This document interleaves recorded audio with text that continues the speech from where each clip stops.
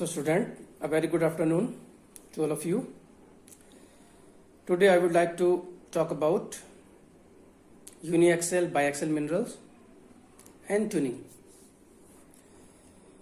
So uniaxial minerals are a class of anisotropic minerals that includes all minerals that crystallize in tetragonal and hexagonal crystal system. So they are called uniaxial because they have a single optic axis. So light traveling along the direction of this single optic axis exhibit the same properties. Therefore, if the optic axis is oriented normal to the microscope stage with the analyzer inserted, the grain will remain extinct throughout a 360-degree rotation of the stage. So the single optic axis is coincident with C crystallographic axis in tetragonal and hexagonal crystal system. Thus light traveling parallel to the C axis will behave as if it were traveling in an isotropic substance, because looking down the C axis of these crystal system minerals, one sees only equal length A axis, just like in isometric minerals. So like all the anisotropic substances, the refractive indices of uniaxial crystals varies between extreme values. For uniaxial minerals, these two values of refractive index are defined as omega or NO, where N is Ri and O is ordinary ray, and epsilon, that is Ne. N is Ri and E is extraordinary ray. So if omega is greater than epsilon, the mineral is said a negative optic sign, and if epsilon is greater than omega, the mineral is uniaxial positive or have a positive optic sign. So this is uniaxial minerals. Now biaxial minerals crystallize in orthorhombic, monoclinic or triclinic crystal systems. So they have two optic axes, and this distinguishes biaxial minerals from uniaxial minerals. So biaxial minerals have refractive indices that vary between two extremes, but also have a unique intermediate Ri.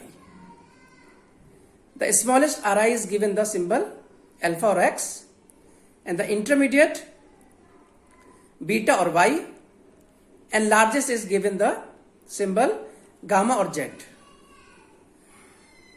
So the orthorhombic crystals, the optical directions correspond to the crystallographic axis, that is the X direction, and its corresponding Ri. Alpha can be either the A, B or C, and the Y direction and beta can be parallel to the either A, B or C, and the Z direction or gamma can be parallel to either A, B or C. So in monoclinic crystals, one of the XYZ direction or alpha indices is parallel to the B axis, and other two don't coincide with crystallographic directions. So in triclinic crystal system, none of the optical direction or indices coincide with crystallographic directions. Although in some rare cases, one of the indices might coincide with one of the crystallographic direction. So this is uniaxial or biaxial minerals. Now twinning. So as you know, when two separate crystals share same crystal lattice, then the intergrowth of the those crystals in various configurations is known as twinning. The twinning can be best seen in between cross-Nichols. And the two halves of the twin gives different polarization colors and extinguish at different angles. So plagioclase feldspar is usually twinned. And between cross-Nichols and apparently homogeneous crystals shows two sets of twin lamellae.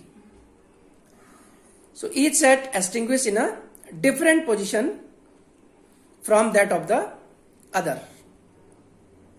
So in twin crystals, one part is in reverse position to the other part. And the plane dividing the twin, so that one half is the reflection of the other half. That is called twin plane. Or the plane along which twinning takes place is called twin plane or composite plane. And the axis about which rotation is necessary to restore the twin to the untwin state is called twin axis. So twin axis is usually perpendicular to the twin plane. And there are various types of twinning like simple twin, penetration twin, contact twins, repeated twin, multiple, polysynthetic, compound and complex. So I will take it one by one. Now first is simple twins. And the twin of calcite is a best example of simple twin, consisting as it does of two halves symmetrical with respect to the twin plane. So this is simple twin. Now in contact twin, have a planar twin plane separating two individual crystals. And in penetration twin, the two halves of the twin have grown so mixed together, then the twin cannot be divided into two separate halves. So this is penetration twin, like iron pyrite or staurolite. Now in repeated twinning, it is produced by the repetition of twinning according to the same law.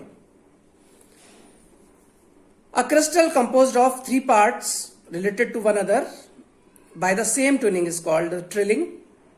Of four parts, a fourling. If the twin plays in all parts of a repeated twin remains parallel, then the twinning is called polysynthetic twinning.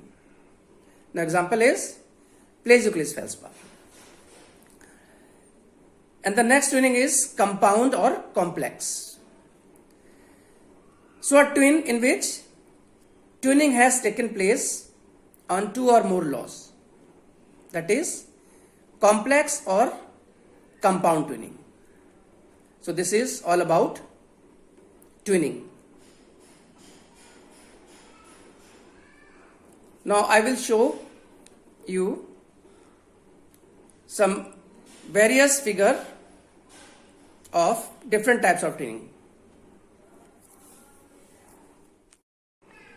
So students, this figure showing different types of twinning. So this is contact twinning,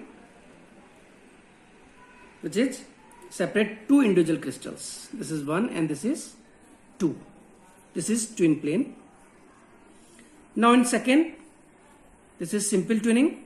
This is twin plane, one crystals and second crystals. So it does the two half symmetrical with respect to the twin plane. Now third is contact twinning.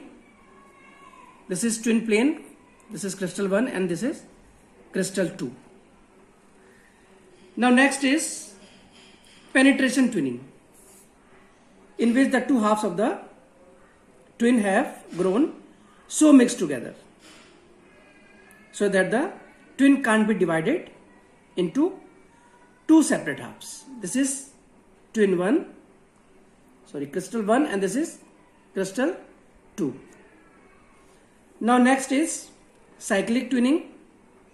This is A axis and this is C axis. Now last is polysynthetic twinning or repeated twinning. So it is produced by the repetition of twinning according to the same law. So this is various figures showing twinning. Thank you students. Have a good day.